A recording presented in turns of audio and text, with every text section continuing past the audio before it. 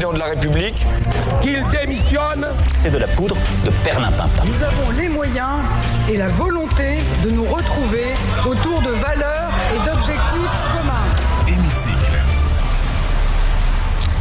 La chronique politique du Grand Journal. Bonjour Mathieu Slama. Bonjour Steve. Et merci de nous rejoindre comme tous les jeudis. Vous êtes analyste politique et on s'intéresse avec vous cet après-midi à la réforme du RSA, car ça a bougé ce matin dans le cadre du projet de loi plein emploi. Les Républicains et la majorité présidentielle ont trouvé tout à l'heure un compromis à l'Assemblée nationale. Les bénéficiaires du revenu de solidarité active devront désormais s'acquitter d'un minimum de 15 heures d'activité obligatoire, même si des exceptions sont prévues. Une exigence, Mathieu, que vous approuvez?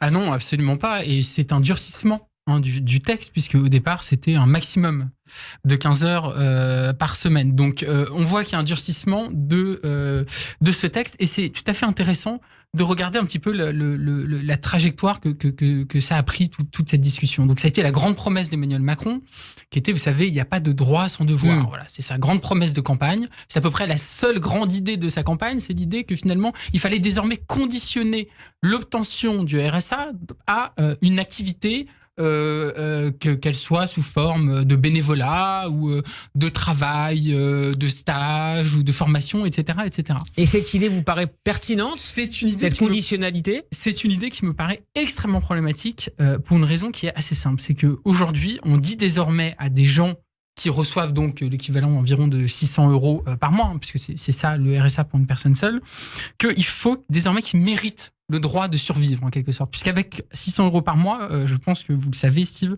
on ne vit pas vraiment, on survit. C'est clair. Et donc l'idée du gouvernement, c'est de dire désormais, si vous voulez avoir les moyens de vivre un minimum, vous allez devoir avoir des contreparties et donc vous allez devoir travailler, faire des formations, etc. Donc c'est en quelque sorte une mesure qui culpabilise les personnes qui bénéficient du RSA, qui sont encore une fois, ça peut être des mères isolées, des seniors en grande précarité. Même si les exceptions sont prévues justement pour ce cas des mères isolées. Alors il y a des exceptions qui sont prévues heureusement, mais globalement, c'est un texte de loi, nous dit notamment la gauche et notamment le PS, qui va aggraver considérablement la précarité. Je rappelle quand même qu'en France, il y a près de 10 millions de pauvres, qu'il y a une précarité qui augmente, que ce soit du point de vue des étudiants, des seniors et puis des personnes de manière générale qui ont du mal à finir leur fin de mois, et que c'est donc une mesure en fait qui va considérablement durcir les conditions de vie d'un certain nombre de personnes et qui, encore une fois, culpabilise des gens qui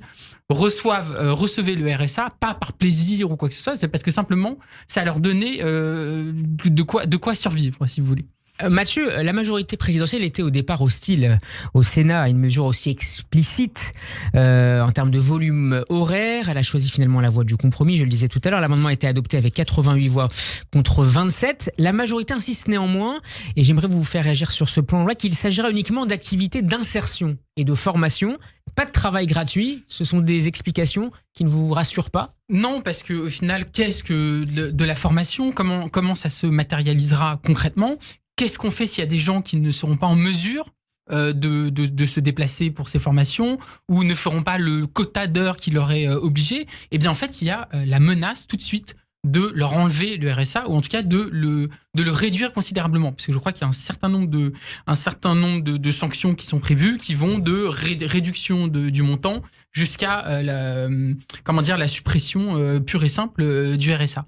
Donc encore une fois... Mais la possibilité de sanction, c'est pas mobilisateur? Non, parce qu'encore une fois, on retourne la charge si vous voulez, de la responsabilité. Normalement, la République sociale, c'est l'État qui a le devoir de trouver, d'insérer les citoyens dans le monde du travail, de trouver à chacun une voie possible, notamment pour les plus précaires. C'était ça, la République sociale. Et là, on renverse complètement les choses et on dit c'est à vous, citoyens, de vous prendre en main et si vous voulez le RSA, vous devez le mériter pour ensuite aller vers le travail. Mais ça nous dit autre chose aussi. Ça nous dit que finalement...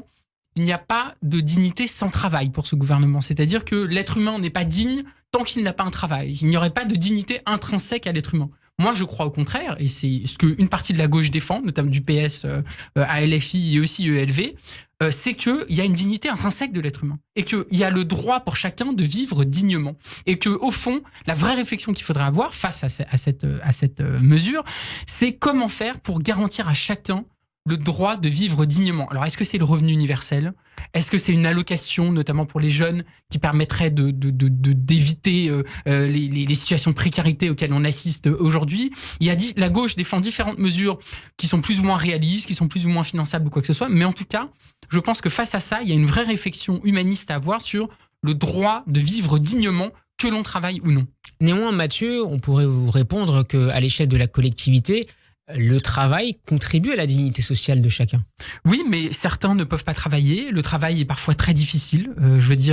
On parle de la valeur travail en permanence. La valeur travail, le travail permet d'accéder à la dignité, etc. Mais quand vous voyez les conditions de travail d'un ouvrier, quand vous voyez le harcèlement au travail en entreprise, qui touche d'ailleurs des employés... Donc c'est un vrai chantier à ouvrir, la dignité du travail. Oui, mais non seulement c'est un chantier à ouvrir, mais c'est aussi un paradigme à changer, parce que on est dans une société néolibérale qui nous dit que le travail, c'est forcément bien, que le travail, c'est la dignité, etc. Non, le travail, c'est aussi l'aliénation, c'est aussi des situations de détresse, de précarité. C'est des situations qui sont très difficiles pour un certain nombre de travailleurs. Il y a des chiffres qui montraient que près de 50% des travailleurs avaient un mal-être qui était en partie lié à leur travail. Donc, c'est des choses qui sont très importantes. Ça. Le travail n'est pas forcément... un gage de dignité et de bonheur. Non, ce n'est pas vrai. Et je pense que ça aussi, c'est un paradigme à changer dans notre société. Certaines voix à gauche dénoncent le fait que les bénéficiaires du RSA soient assimilés avec cet amendement à des fainéants. Qu'il faudrait remettre au travail, selon les termes de la députée Clémentine Autain. C'est une analyse que vous partagez. Oui, moi je crois que Clémentine Autain a raison sur ce point. Il y a tout un discours sur l'assistanat, sur les assistés, sur ceux qui bénéficient des aides sociales, qui seraient finalement des gens qui vivraient au crochet de la collectivité. Comme si finalement des gens qui sont dans une très grande précarité, qui vivent de très très peu, seraient des privilégiés. Et ça, c'est insupportable, parce qu'au fond, il y a ce discours-là, et puis à côté de ça, on a des milliardaires finalement qui sont de plus en plus riches. Le fait que ce gouvernement se refuse à taxer les grandes fortunes, par exemple.